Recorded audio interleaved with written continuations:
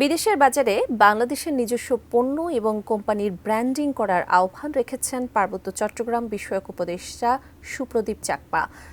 আজ ঢাকা বিশ্ববিদ্যালয়ের মার্কেটিং বিভাগের গোল্ডেন জুবিলি ও গ্র্যান্ড রিইউনিয়ন অনুষ্ঠানে কথা বলেন তিনি।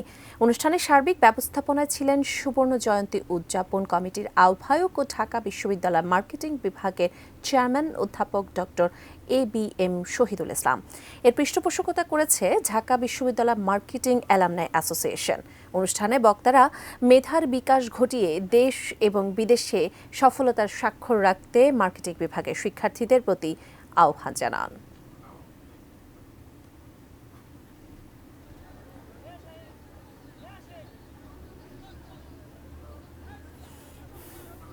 উৎপাদিত দ্রব্য